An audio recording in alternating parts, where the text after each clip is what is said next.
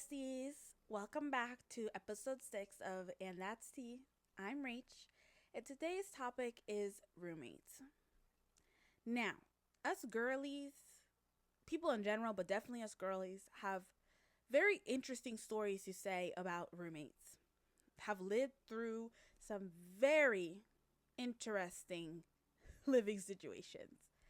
And it's crazy because I just saw a TikTok recently about this guy saying, like, if you're ever looking for like a funny story or something interesting, or I don't know, something like along these lines, he was saying, ask a girl a roommate story or ask them to tell you about a roommate they had, because usually it's a wild story. And let me know in the comments if you know what TikTok I'm talking about, because when I saw that, I was like, oh, yes, I do. And I've lived with a lot of people, obviously, because I went to college. And there's always like a few quirks here and there. But what I lived through this last year, moving to LA, tops everything. And it literally made me think back to one of the other roommates I had in the past where I was like, oh, she was so annoying, this and that. I wish I had her again over the most recent one. That's how bad it was. I was like, oh my God. Like, this makes me appreciate how, yes, it was annoying, but how minimal it was to the problems I'm facing today with this new person. And so, let me start from the beginning. I moved to LA in 2025. So, last year, around this time. And I got a job, and I was like, okay, I need a place to live ASAP.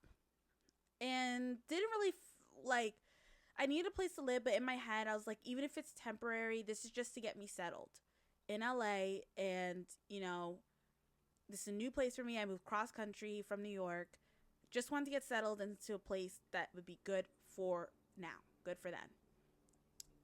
So, definitely not the only person that goes on Facebook, to look for roomies. And it's honestly like the best thing for the girlies, in my opinion. I feel like it's the best option because you, at least for the most part, see a profile, and something just feels safer on Facebook on the girls groups. And I was on like the young female LA housing apartment search, whatever. And it just feels safer because it's like the girlies. And, or you would think, right? So I was also looking at other platforms, and my mom was helping me, and then she saw an ad for this one place. It was the master bedroom, right? In Glendale, master bedroom. And it was like the rent was cheap, basically. But I guess it's like this was the fourth bedroom. There was three other bedrooms. So I was going to have three other roommates. And so I quickly had to agree to it because I needed to make sure I had a place immediately without even seeing it. Because I had went back to New York for a little bit before I officially moved to LA and was in New York. And then I got the job, and I was like, okay, I need to secure a like permanent place to live. So I didn't have time to go search around places and this and that. I had to move all my stuff, drive my car, drive my dog, drive whatever I could to California. So I FaceTimed the girl who had put the listing up and was like, okay, this will work for me. Great. And then she told me she had a cat. As I said, I have a dog, right? So I didn't really know how my dog was going to do because she's never lived with cats. But for the most part, she's not really loose when I'm not there because she'll get into garbage and things like that. So I was like, it's fine. I'll just have to monitor her and whatever. This is temporary. Again, I wasn't really thinking long term. I was thinking this is temporary for now. So it's fine. And so I move in. I get there. I'm not on the lease. One, because it hadn't restarted yet to be added. And two, I guess this is like an income-based apartment complex housing. So basically my other roommates were, some had jobs or they were unemployed or whatever. So I was going to be making the most money, which is why I wasn't added to the lease, because then the rent would have gone up. So I was basically, as you could say, subleasing. So I moved in, and first month, 2, 3 was pretty normal, I would say. And I was the youngest. 23, you know, the other roommates were late 20s, early 30s. And I realized very quickly that one of them was very strange. And I didn't meet her, obviously, before moving in. I only talked to the one girl who had put the listing up. So I was really kind of walking into a situation I didn't 100% know, which now I know never do again. Always make sure you meet every single person that's going to be living in wherever you're living prior to you agreeing to live there and to moving in. So, first it was fine, you know, for the most part. My dog was fine with the girl that had listed the apartment. We'll call her Lena. Let's call her Lena. So Lena's cat was fine. You know, he would be loose in the living room, this and that. I didn't leave my dog loose, but I could take her out and stuff, and it was not a problem. She didn't try to chase the cat. It was fine. The roommate that ended up being the issue, let's call her Stephanie. Stephanie, she, one, I guess she had like, various disabilities, right? So, and this apartment complex only had 2 assigned parking spots per unit. And the third roommate, let's call her Leanne. I don't know. Leanne also had a disability, so both of them needed to have the parking spots. So I had to get a parking permit and park on the street. And Lena had a scooter, so she didn't even have a car. So that was fine, because this is like, obviously I'm able-bodied, I can like walk to my car, whatever, it's fine. And again, in my head, I'm thinking this is temporary. So Stephanie turns out to be a gamer, and she does cosplay. And for me, this is just very different. Also, Stephanie, mind you, which is going to become important later. You might be saying, why does her race matter? Well, you will see. But she's white, and everyone else is black. I'm black, obviously. The 2 other roommates, black. Stephanie does gaming and cosplay. And within the first few months, she does her cosplay costumes that she makes. And she makes the wigs. Tell me why she's doing these projects in our shared space living room. Glue, hair, pins, everything on the floor, the carpet. Destroy the carpet. It's everywhere. Everywhere. And she leaves it there for days. 4 days. Literally had to take pictures of it. And at some point we're like, okay, this is like really stressing us out. Can you condense it? Can you move it? And she kept with saying like, oh, I'm going to clean it up. I'm going to clean it up. Like, I just need a day, a week, whatever it is. I just need this. I just need this. I'll clean it up. Never happened, of course. And then let me say, this is very inconsiderate, and it feels me. I would have never had a literal art project out in the shared space and leave it there and be messy as hell. Like, sorry, that's not me. And any, you know, right mind person who lives with other people would know that's a no-no, but she, you know, had issues. So that was the first big red flag, I would say, is the mess. Then she was just messy in general. And mind you, I have the master bedroom, and I was not going to live somewhere where I didn't have my own bathroom. That's a big thing for me, is I need my own bathroom. I cannot share a bathroom. I have way too much stuff. It's just, no, I can't do it. So I didn't have to share a bathroom with her, but the 2 other roommates did have to share a bathroom with her. And she was so unhygienic. Like, she would leave blood on the seat. Period, blood on the seat. Like, nasty, like, number 2 stains. Hair everywhere. The tub was a mess. Sorry if you hear the sirens in the back. Disgusting. Then the kitchen, syrup on the counter, soda spills on the counter, crumbs, everything on the counter, never wiped it. This was like, and we, again, because she had already basically had said some of the things she struggles with disability-wise and that she's autistic, we took the time to nicely say, hey, can you like maybe clean up more? Can you do this? Multiple times, mind you, multiple times we said this to her. We tried different methods. We said, how about we do this? How about we do this? We tried. And then it came to a point where we clearly saw that she didn't care. And she was very manipulative. Like, grown-ass woman, like, way older than me, clearly not knowing, like, this is not, I don't know why no one told her that if you have all these disabilities and this is very hard for you to be hygienic and take after yourself, a shared living space is not for you. And it just became an issue. And then she's like, oh, I'm gonna get a kitten. She gets a kitten, never had a cat in her life. She gets a kitten. This kitten, untrained obviously, barely, it's like 3 months old, I think, or maybe it wasn't even 3 months when she got it, but the cat was jumping on our kitchen counters. Mind you, oh my gosh, I can't even remember the fake names I gave. Wait. Oh my gosh. Why? This is the problem. Oh, Leanne. I'm sorry, guys. Sorry. I don't usually do fake names, so this is like my first time really having to do this.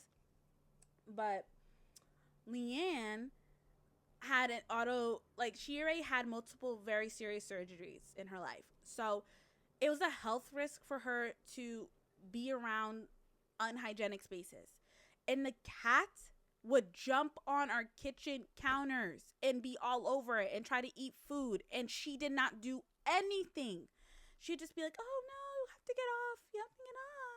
Or like things like this, or not even do anything, or go, ha ha, oh, she's so young. No, get your cat off the counter, please. Hello?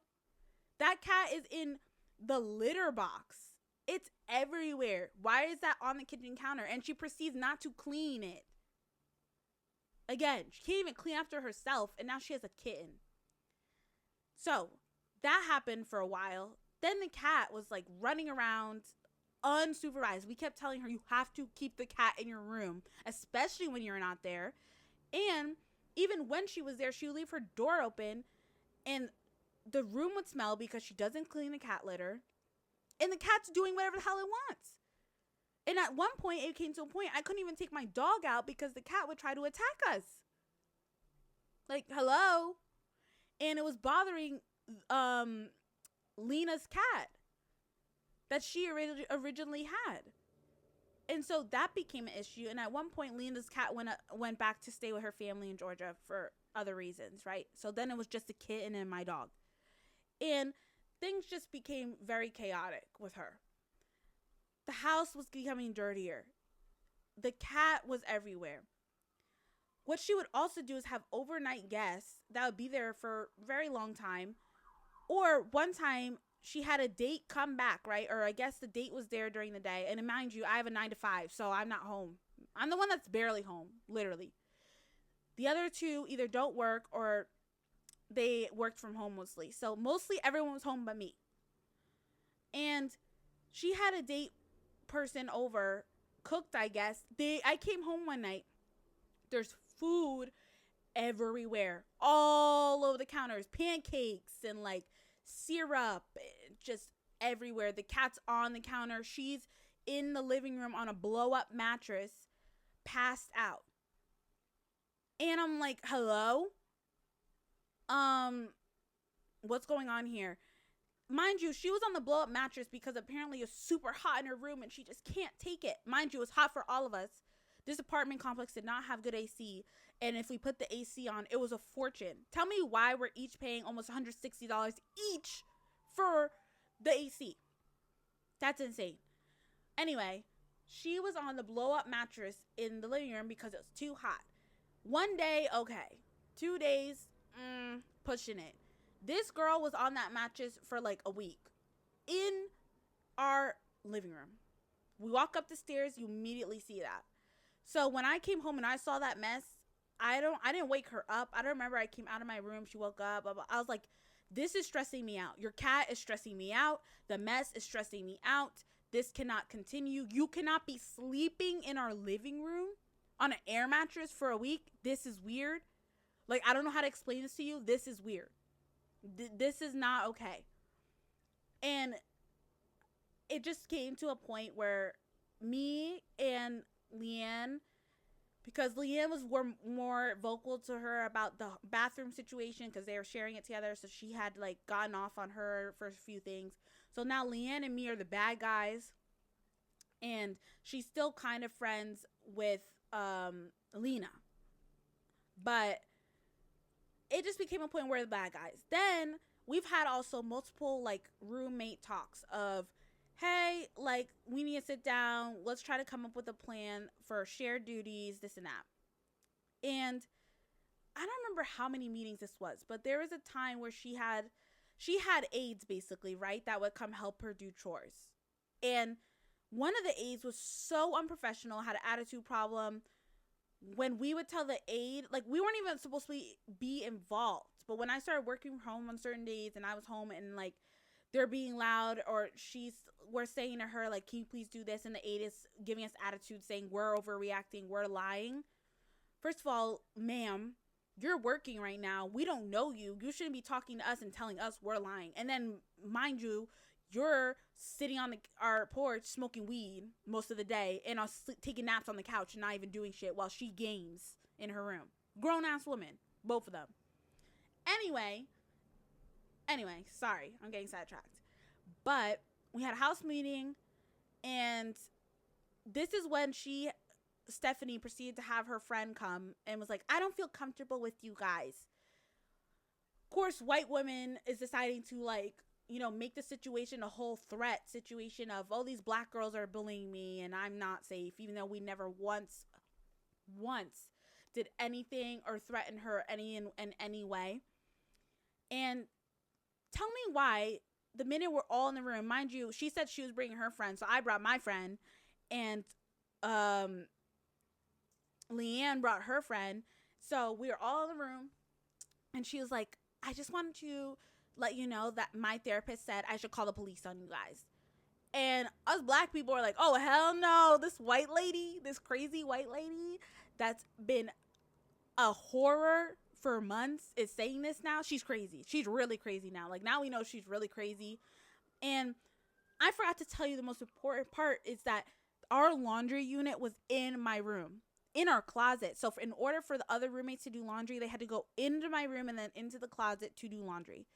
And so when it came to the point where I didn't trust her and I was like, oh my God, I can't trust her, she's crazy, I had to get cameras for my room. And my dog is there, and so I want to make sure my dog's okay as well when I'm not home.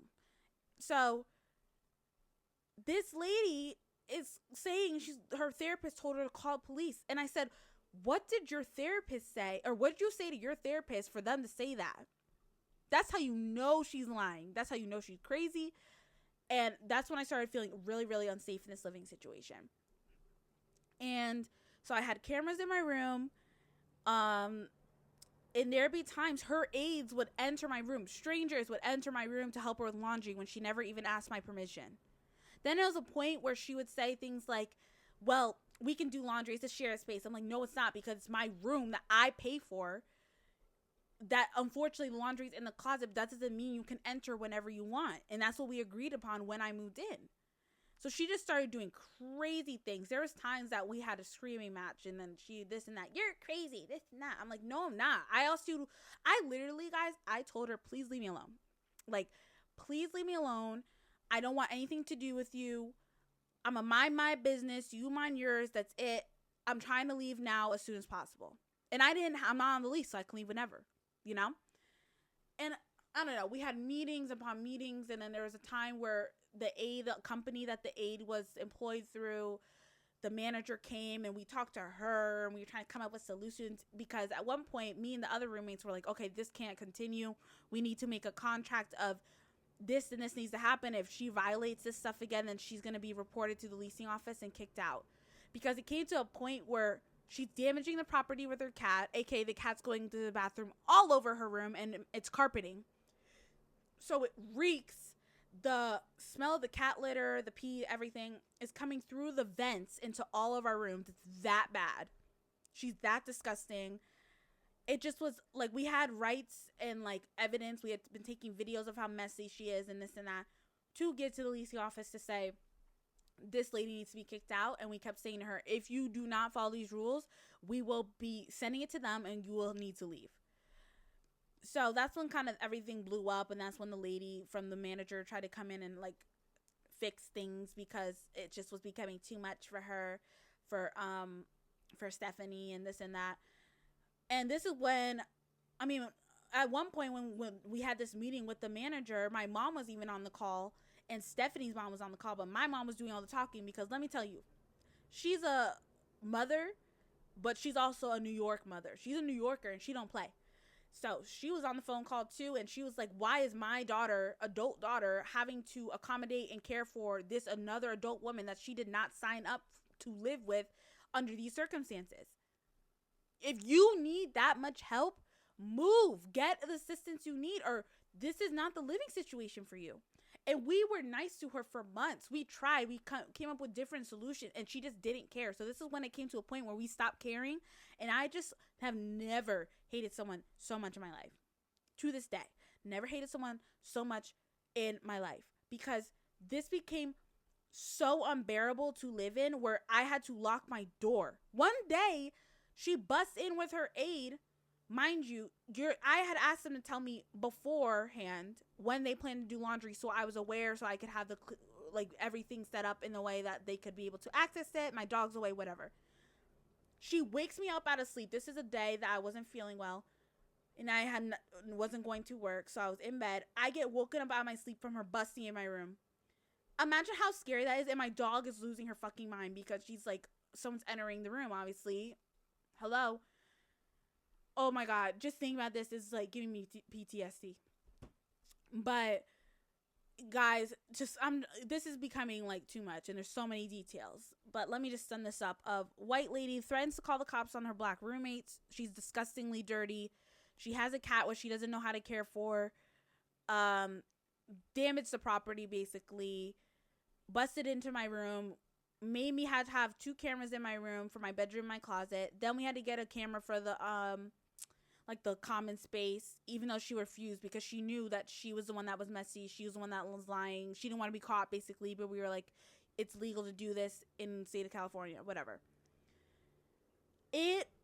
All this was really starting to come to a head around my birthday in November. And then at that point, my mom was like, I'm going to help you move out. You need to have a place in 2 weeks. We need to get you out of there. And by a miracle, I was able to find a new roommate, find a way nicer place in an area that I wanted to live because I was also done living in Glendale. So I was able to move closer to the west side and find a really cool roommate and get out of there within 2 weeks. The fastest I've ever moved, especially by myself because my mom's obviously in New York. I had to hire someone off of TaskRabbit to help me with the heavy stuff. I had my 2 fish tanks because I have clownfish, fun fact. Two pairs, so 2 different tanks, and to transport them. I did all that myself.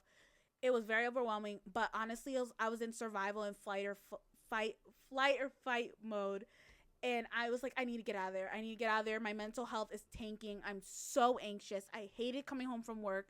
I was never home. I was always out on the weekends. I was always with my friend because I never wanted to be in that house because it wasn't my house.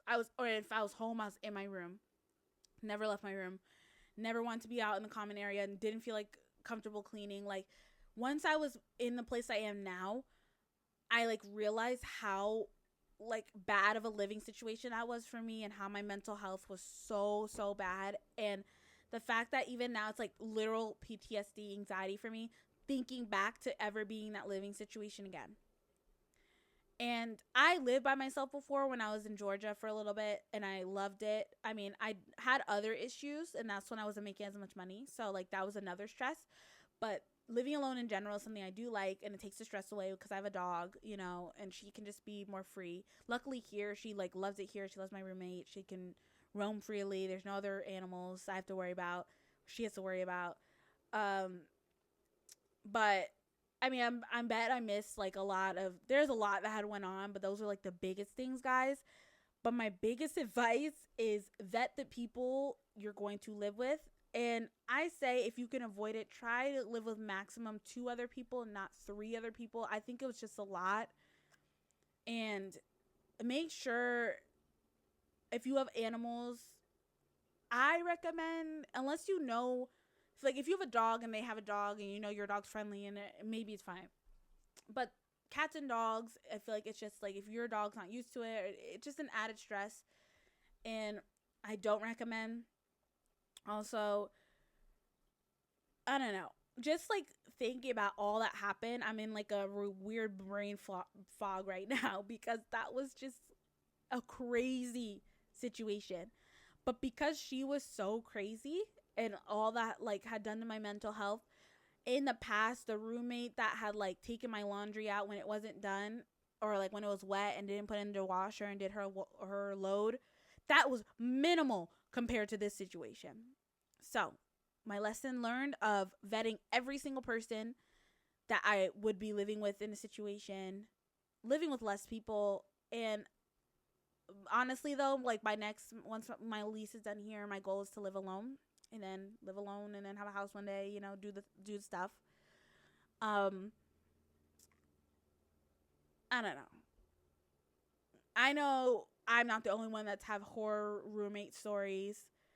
This takes the cake for sure, but it taught me to have stronger boundaries, to stick up for myself, and to prioritize my mental health, and to not stay in situations that are not good for me. So even though I was scared and I didn't feel like I had the money, luckily my mom helped me, which I'm very grateful for. Get out of there, guys. Get out of the situation if you can. Find a way. Don't have too much pride on asking people, especially if it's become serious issue and you feel unsafe in where you're living. Do whatever you can to get out of that situation, because obviously you never know. Like, she could have really like said we did something to her physically, and if let's say we didn't have the camera or whatever, the police most likely would have believed her over us. And that's the sad reality of living in America in this lifetime. So be careful, guys. I wish all of you good luck who have to have roommates, who have to look for roommates, who, and I feel, you have my condolences, and for those who have lived through crazy situations with roommates. But this is just like a lesson that I feel like a lot of people go through, unfortunately. And I feel like I've come out stronger, and I have more like, I'm way more grateful for where I'm at now, and happy, and am able to go after the things I want to do because I'm in a safe headspace. So value, self-love is very important, and feeling safe is very important. Prioritize those things, go after your goals, and don't let these situations kind of like dim your light, you know? Keep going. You can do it. I believe in you. You need to believe in yourself. There's other people that believe in you. And don't be scared to ask for help. That's like my biggest thing. Don't be scared to ask for help, and don't be scared to leave a situation that you know is really toxic for you. But this concludes the episode of And That's Tea, episode number 6. Whew.